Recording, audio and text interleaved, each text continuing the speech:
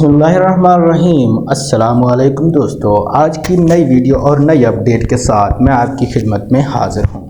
आज की बड़ी अपडेट आप दोस्तों के साथ शेयर करने जा रहा हूँ। जैसा कि आप बार बार एक ख़बर सुन रहे हैं, क्या तरबूज को इंजेक्शन लगाए जा सकते हैं, क्या वाकई तरबूज में इंजेक्शन लगाया जा सकता है, इस हवाले से बड़ी अपडेट आ रही है जो कि डॉक्टर अफान कैसर ने जो है इस हवाले से एक पेशीन गोई की थी।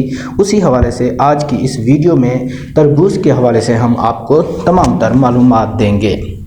जैसा कि आप जानते हैं, डॉक्टर अफान कैसर को तरबूज को इंजेक्शन लगाने वाली वीडियो जो कि झूठ पर मबनी थी, भारी जुर्माना ऐड किया गया है।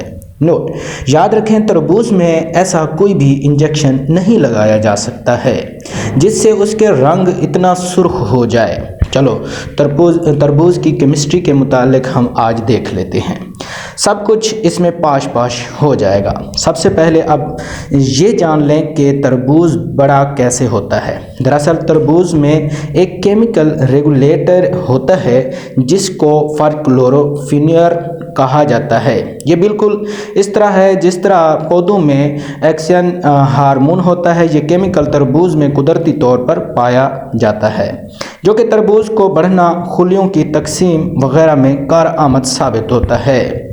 इसके अलावा ये केमिकल अमेरिका में अंगूर वगैरह की ग्रोथ के लिए भी इस्तेमाल किया जाता है।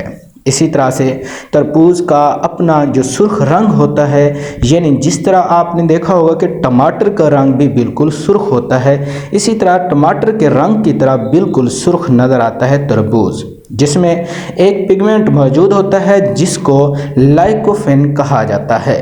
दरअसल ये पिगमेंट भी तरबूज में रंग का जिम्मेदार होता है। फ़र्क सिर्फ इतना है कि ये टमाटर में कम और तरबूज में ज़्यादा पाया जाता है।